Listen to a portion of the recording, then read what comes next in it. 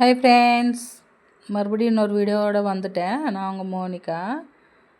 பசங்க ஸ்கூல்லேருந்து வந்ததுமே ஸ்நாக்ஸ் ஏதாவது செய் மம்மின்னு சொன்னாங்க. அதனால் ஒரு முட்டை பஜ்ஜி செஞ்சிடலாம், முட்டை பஜ்ஜியும் ஆனியன் பக்கோடாவும் செய்யலான்ட்டு முட்டை தான் வேக வச்சேன். ஃபஸ்ட்டு முட்டை வேகிறதுக்குள்ளே ஆனியன்ஸ் கட் பண்ணிக்கலான்ட்டு ஆனியன்ஸ் தான் எடுத்து வச்சுட்ருந்தேன். இதுக்குள்ளே என் பசங்க வந்துட்டு செஞ்சிட்டியா மம்மி, சீக்கிரம் செய் மம்மி அப்படின்னு சொல்லிட்டு இருந்தானுங்க. ரொம்ப பசிக்குதாம்மா, சோறு சாப்பாடு சாப்பிடுங்கடான்னு சொன்னால் எங்களுக்கு சாப்பாடு வேண்டாம், ஸ்நாக்ஸ் தான் வேணும் அப்படின்னானுங்க. என் சின்ன பையன் பாருங்கள் எப்படி வந்து கொஞ்சிகிட்டே இருப்பான் அவன் வந்து. அப்புறம் ஆனியன்ஸ் தான் ஒரு 10 எடுத்தேன் ஆனியன் பக்கோடாக்கு. எடுத்துகிட்டு கீழே வச்சுட்டு உட்காந்தேன் கட் பண்ணலான்ட்டு. வந்து ஆனியன்ஸ் வந்து கட் பண்ணி நான் தோல் எடுத்துகிட்டு கட் பண்ணி வாட்டரில் போட்டால் வந்து கண்ணி எரியாது கொஞ்சம். அதனால் நான் கட் பண்ணி எல்லாம் தண்ணியில் போட்டுட்ருந்தேன். என் பெரிய பையன் தான் வீடியோ எடுத்தான். அவன் தான் எடுப்பான், அங்கிட்டும் இங்கிட்டும் வளைச்சி எடுப்பான் என் பையன். வீடியோ எடுத்தால் போதும், மம்மி நான் எடுக்கிறேன்ட்டு ஓடி வந்துடுவான். அவன் சும்மா வளைச்சி எடுப்பான், படுத்துட்டு எடுப்பான், உட்காந்துட்டு எடுப்பான், அவன் இஷ்டத்துக்கு எடுப்பான் வீடியோ. இந்த மாதிரி கட் பண்ணிட்டேன் ஆனியன்ஸு. இது கட் பண்ணுறதுக்குள்ளேயே ரொம்ப நேரம் ஆச்சு ஃப்ரெண்ட்ஸ். என்ன பண்ணுறது, பசங்களுக்காக எல்லாம் செஞ்சு தானே ஆகணும். ரொம்ப லேட் ஆகும் இது கட் பண்ணுறதுக்குள்ளேயே. பசங்க கேட்டாங்கன்னா இனி மனசு நிற்காது செய்கிற வரைக்கும். அதனால் செஞ்சு கொடுத்துட வேண்டியதான். வெளியே ஃபுட்டு வந்து அதிகமாக சாப்பிட மாட்டோம், ஆயில் ஃபுட்டும் அதிகமாக செய்ய மாட்டேன் வீட்டில். ஆனால் என்ன பசங்க கேட்டாங்கன்னு செஞ்சேன். ஆயில் ஃபுட்டு வந்து கம்மியாக தான் செய்வோம். அதிகமாக ஃப்ரூட்ஸு இல்லைன்னா ஏதாவது சுண்டல், பச்சைப்பயிறு இந்த மாதிரி வேக வச்சு கொடுப்பேன். டெய்லி சாப்பிட்டு போர் அடிச்சிருச்சாமா. இன்றைக்கி ஒரு நாள் செஞ்சு கொடுக்க சொல்லி கெஞ்சிகிட்டே இருந்தானுங்க. அதனால் செஞ்சேன். கொஞ்சம் உப்பு போட்டு நல்லா பிசைஞ்சேன்.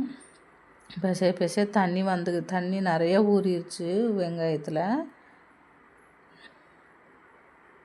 கொஞ்சம் ஜீரகமும் போட்டு நல்லா பிசைய தண்ணி இறங்கிட்டே இருந்துச்சு. தண்ணியே தேவையில்லை நமக்கு, இதுலேயே வந்துடும் வெங்காயத்துலேயே. நான் வந்து தண்ணி ஊற்ற மாட்டேன். ஆனியன் பக்கோடா செய்யும்போது வந்து தண்ணி ஊற்றாமல் அது நல்லா பிசைஞ்சோம்னா அதுலேருந்து தண்ணி நிறைய இறங்கிடும். அந்த தண்ணியிலே மாவு போட்டு நல்லா பிசைஞ்சிருவேன். அப்புறம் கருவேப்பிலையும் பொரிச்சிட்டு வர சொன்னேன். இங்கே பக்கத்தில் செடி இருக்குது கருவேப்பிலை, அதனால் கருவேப்பிலை என் பெரிய பையனை பொரிச்சிட்டு வர சொன்னேன். கருவேப்பிலை வேண்டாம் மம்மி, போடக்கூடாது, நல்லா இருக்காது அப்படின்னா. போய் பொரிச்சிட்டு வாடா, அது நல்லது, சாப்பிட்டா உடம்புக்கும் நல்லது, போட்டாவும் டேஸ்ட்டாக இருக்கும்டா அப்படின்னு சொல்லி அனுப்பி விட்டேன். போய் பொரிச்சிட்டு வரேன்ட்டு போனான். அதுக்குள்ளேயும் நானும் மாவு கலந்துடலான்ட்டு மாவு தான் கலந்துட்ருக்கேன். மாவு எவ்வளோ போட்டாலும் பத்தவே மாட்டேங்குது, தண்ணி இறங்கிட்டே இருக்குது. பிசைய தண்ணி வந்துக்கிட்டே இருந்துச்சு. அப்புறம் எப்படியோ ஒரு வழியாக மாவு போட்டு நல்லா கலந்துட்டேன். இன்னும் என் பையனை காணோம், கருவேப்பிலையை பொரிக்க போன பையனை இன்னும் காணோம் பாருங்கள். எங்கே விளாண்டுட்ருக்கானோ. இப்போ அவன் ஃப்ரெண்ட்ஸு வந்தால் அவங்க கூட ஓடிடுவான். இனி நான் சொன்னதை கூட மறந்துடுவான், எங்கள் அம்மா என்ன சொல்லிச்சுன்னு கூட மறந்துடுவான் அவன். இன்னும் காணோம் ஆளையே. என் சின்ன பையன் எங்கே போனான்னு தெரியல. அப்புறம் இந்த மாவு போட்டு கலந்துகிட்டே இருக்கேன் பாருங்கள், வரவே மாட்டேங்குது. தண்ணி வந்துக்கிட்டே இருக்குது. இந்த மாதிரி கலந்துகிட்டே நானும் மாவு போட்டே இருக்கேன், தண்ணி வந்துகிட்டே இருக்குது. அப்புறம் எப்படியோ ஒரு வழியாக கலந்துட்டேன். அப்புறம் பச்சை மிளகா சின்னதாக கட் பண்ணி வச்சுருந்தேன், அந்த பச்சை மிளகாயும் போட்டேன். எப்படியோ ஒரு வழியாக கருவேப்பிலை பொரிச்சிட்டு வந்தான், அதையும் கட் பண்ணி போட்டுட்டு கலந்துட்டேன் நல்லா. அவன் தான் என் பையன் தான் எல்லாமே எடுத்து கொடுத்துட்ருந்தான் எனக்கு. நான் வெறும் ஆனியன்ஸ் மட்டும் எடுத்துகிட்டு உட்காந்துட்டேன். அவன் தான் கருவேப்பிலை பச்சை மிளகா எல்லாம் எடுத்து கொடுத்தான். இஞ்சி பூண்டு பேஸ்ட்டு எடுத்து கொடுக்க சொன்னாலும் அவன் தான் எடுத்து கொடுத்தான். புலம்பிகிட்டே இருந்தான், நீ உட்காந்துட்டு எல்லாமே என்கிட்ட கேட்குறியா பம்மி அப்படின்னு. அப்படியோ கெஞ்சி அவங்ககிட்ட கேட்டு எல்லாம் வாங்கி போட்டு கலந்துட்டேன் எப்படியோ ஒரு வழியாக. இஞ்சி பூண்டு பேஸ்ட்டு வந்து நான் எல்லாத்துலேயுமே சேர்த்துக்குவேன், சூப்பராக இருக்கும். இஞ்சி பூண்டு பேஸ்ட்டு வந்து குழம்புலையும் சரி, எது ஸ்நாக்ஸ் ஐட்டம் செஞ்சாலும் கொஞ்சம் இஞ்சி பூண்டு பேஸ்ட்டு போட்டுருவேன். போட்டு நல்லா கலந்துட்டேன். என் வீடியோவும் கொஞ்சம் பாருங்கள் ஃப்ரெண்ட்ஸ். நான் தெலுங்கானா சமையல் வந்து எப்படி இருக்குன்னு சொல்லி தான் போடுறேன். எங்கள் தெலுங்கானாவில் எப்படி இருப்பாங்கன்னு இன்னும் போக போக நிறைய வீடியோ போடுறேன். இனி எல்லாம் பூஜை பண்ணுறது அது இதுன்னு நிறையா இனி ஸ்டார்ட் ஆயிருச்சு. இனி போக போக ஸ்டார்ட் பண்ணிடுவேன். இனி பூஜை பண்ணுறது எல்லாம் வீடியோவில் போட்டே இருப்பேன். எனக்கும் கொஞ்சம் சப்போர்ட் பண்ணுங்கள். என் சேனலை கொஞ்சம் சப்ஸ்கிரைப் பண்ணுங்கள் ஃப்ரெண்ட்ஸ். நல்ல நல்ல வீடியோவாக போடுறேன் நான். எப்படியோ ஒரு வழியாக மாவை கலந்துட்டு பக்கோடா போட்டாச்சு. எண்ணெய் நல்லா காஞ்சிருச்சு. எப்படியோ போட்டு ஒரு வழியாக கை வேறு சுடுது. இப்போது அனல் வந்து கையில் வந்து அப்படியே அடிக்குது மேலே. தமிழ் வந்து எனக்கு சரியாக வராது ஃப்ரெண்ட்ஸ். வரும், ஆனால் படித்தது எல்லாமே அங்கே தான் வரும். கோயம்புத்தூரில் தான் படித்தேன். தமிழ் வரும், ஆனால் வந்து இங்கே வந்து தெலுங்கு பேசி பேசியே பழகிருச்சு. அதனால் கொஞ்சம் அங்கிட்டும் இங்கிட்டும் தடுமாறும். கொஞ்சம் அட்ஜஸ்ட் பண்ணிக்கோங்க தமிழ் அப்படி இப்படின்னு இருந்தால். எப்படியோ ஒரு வேலையாக செஞ்சு எடுத்துட்டேன்.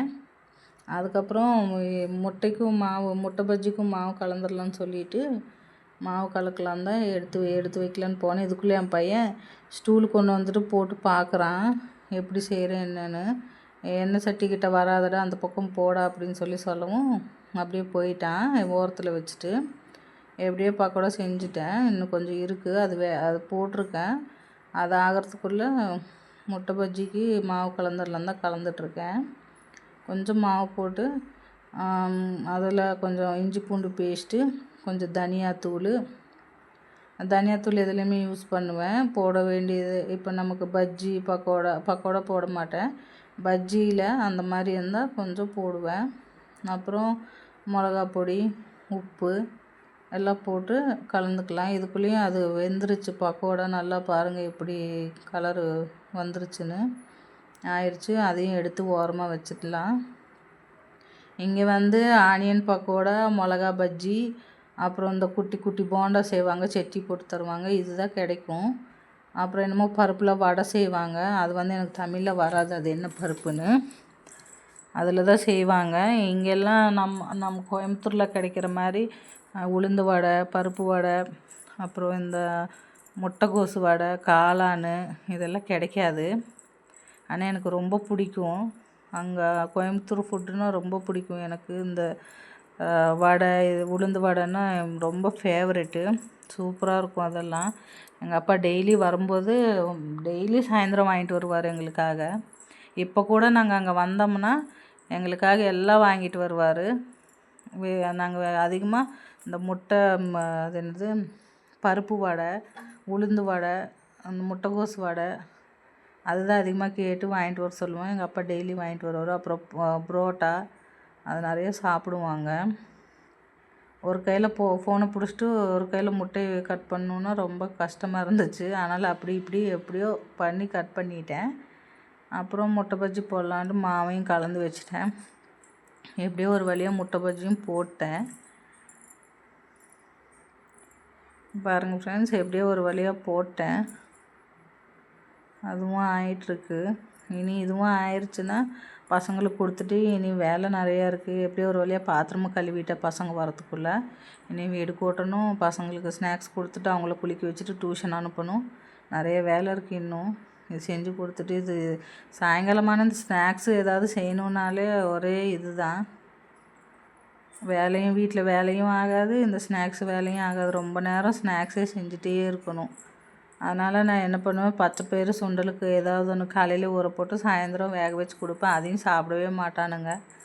மாவு மிச்சம் ஆயிடுச்சுன்னு சொல்லிவிட்டு ஆனியன்ஸு 2 கட் பண்ணி ஆனியன் பஜ்ஜியும் போட்டேன். எல்லாம் கொஞ்சம் கொஞ்சம் அது ரெண்டு போட்டேன். அந்த மாதிரி ஒரு வழியாக எப்படியோ செஞ்சு முடிச்சிட்டேன். இனி இது செஞ்ச பாத்திரம் கழுவணும், வீடு கூட்டணும், துணி மடித்து வைக்கணும், நிறைய வேலை இருக்குது. பசங்க டியூஷன் போனதுக்கப்புறம் தான் வேலையெல்லாம் செய்வேன். இனி ஒரு வழியாக எப்படியோ செஞ்சு முடிச்சிட்டேன் ஃப்ரெண்ட்ஸ். நீங்கள் எப்படி செய்வீங்க என்னன்னு சொல்லுங்கள், கமெண்ட்டில் சொல்லுங்கள். என் வீடியோ பார்த்தீங்கன்னா கமெண்ட் பண்ணுங்கள். எனக்கும் சப்போர்ட் பண்ணுங்கள் கொஞ்சம். என் சேனல் சப்ஸ்கிரைப் பண்ணுங்கள் ஃப்ரெண்ட்ஸ். ஓகே ஃப்ரெண்ட்ஸ், பாய். நாளைக்கு வீடியோவில் பார்க்கலாம்.